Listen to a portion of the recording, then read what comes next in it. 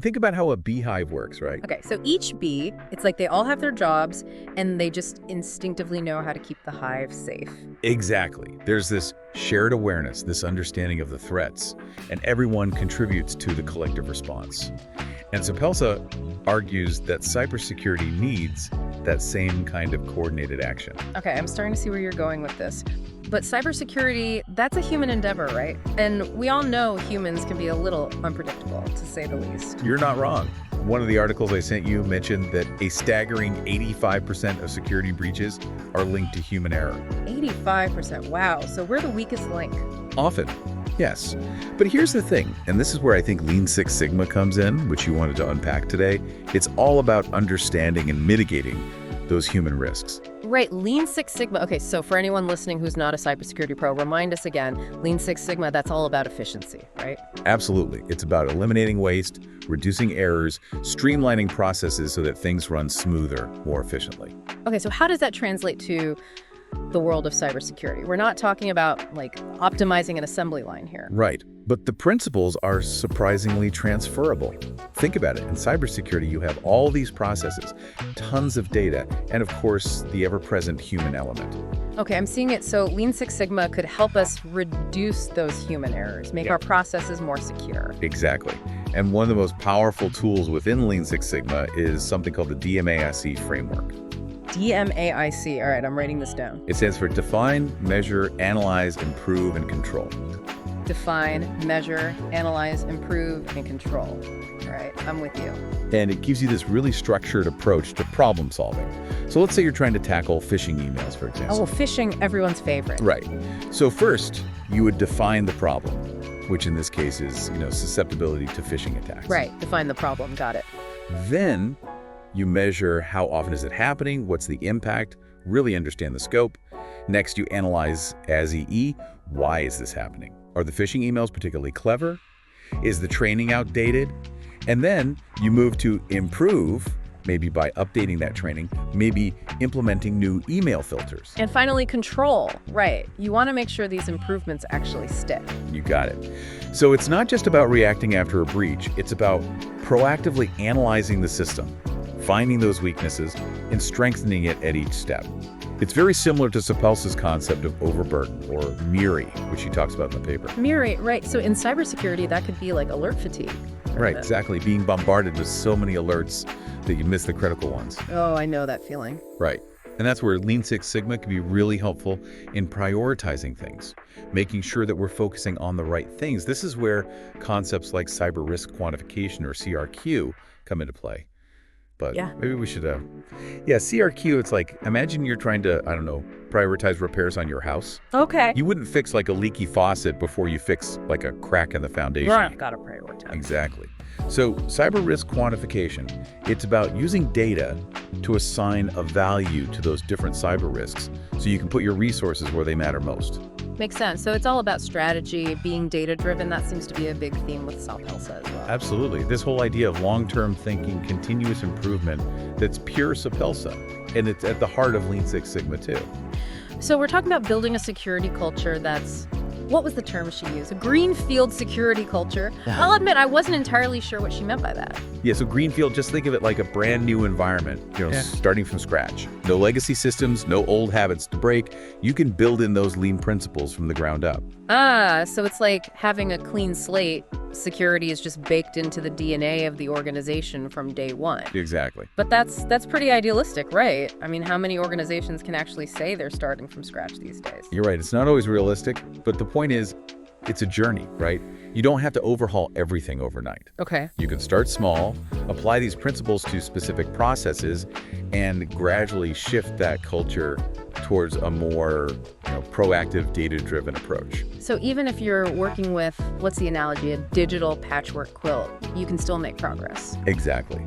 And that's where Alan Wesley's article, Leaning into Cybersecurity, I think you'll find this really interesting. Yes, I was going to bring that up because it's one thing to talk about these concepts, but Wesley actually shows how they work in the real world, which I think is so valuable for our listeners. Exactly. He gives some great examples, like using CRQ to manage those overwhelming alerts we were talking about. Oh yeah, because who hasn't felt buried under a mountain of security alerts? Right, but instead of drowning in all that noise, CRQ helps you prioritize. Focus on what actually matters. Okay, so it's like instead of having like a million browser tabs open, CRQ helps you decide, okay, which ones need my attention right now? Which ones can I close or at least leave for later? Exactly. Bringing order to the chaos. I like that analogy. And Wesley goes on to give specific examples of how organizations have used these principles to achieve some pretty impressive results. Yeah, I always appreciate it when you can see how these things play out in real life. It makes it feel much more attainable, you know? Absolutely. And one of the big takeaways from Wesley's work, and I think Soppelsa would agree here, is that cybersecurity is not just an IT issue. Right, it's everybody's problem. It's a shared responsibility. It has to be a cultural shift within the entire organization. It's that hive mind idea, again, right? Everyone understands the stakes and they're all playing their part to keep the hive safe. Exactly. It's not enough to just have the latest firewall if nobody's paying attention to those phishing emails, right? Right. Or if someone spots something suspicious, but they're too afraid to speak up because they think, oh, it's probably nothing, or I don't want to bother the IT department. Exactly.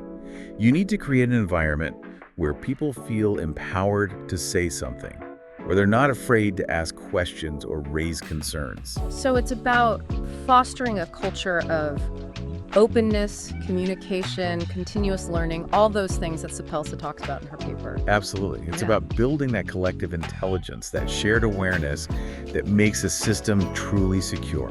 And that brings us back to Soppelsa's concept of group intelligence, right? Because it's not just about having smart people, it's about how they work together, how they share information, how they learn from each other. It's almost like we treat cybersecurity as this purely technical problem, like if we just buy the right tools, the right software, we're good. Right, but it's so much more than that. It's about the people, the culture, and that's where that idea of group intelligence really resonates, right? Absolutely. Because think about it.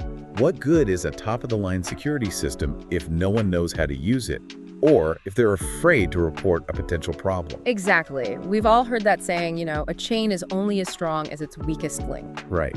And in cybersecurity, that weakest link is very often the human element. And I think that's what Soppelsa is getting at with group intelligence. It's not just about individual brilliance. It's about everyone being aware, being engaged, being empowered to contribute to the overall security posture. Exactly. It's that collective awareness, that shared responsibility that can really make or break an organization's security. It makes you wonder how many data breaches could have been prevented if someone had just felt comfortable enough to speak up, to say, hey, you know, this email looks a little bit off. Right. Or if they had the training to recognize a phishing attempt in the first place. Exactly. So it's not enough to just have the policies in place, the technology. You need to cultivate this culture of, I don't know if I can say it again, group intelligence. You could say it. It's all about building that awareness, fostering that sense of shared responsibility. So as we start to wrap up here, it seems like the big takeaway, the thing we really want our listeners to remember, is that cybersecurity, it's not just an IT problem, it's a team sport. Couldn't have said it better myself. It's about everyone, from the CEO to the intern, understanding that they have a role to play in keeping the organization safe. It all comes back to that hive mind, right? Everyone working together to protect the colony. Exactly. And that's what makes a system truly resilient. Well, on that note, I think we've covered a lot of ground today. We've talked about beehives, we've talked about group intelligence, and we've explored some really practical ways to apply those Lean Six Sigma principles to cybersecurity. Hopefully, everyone listening has walked away with at least one or two new ideas to make their organizations a little bit safer, a little bit more resilient. I hope so too. It's all about taking those small steps, those incremental improvements that can add up to big changes in the long run. And on that note, we'll wrap things up. Thanks for joining us for this deep dive, and we'll catch you next time. Cyber Explorer reminds their audience that opinions and content creation by the author are his own and do not reflect those of his employer.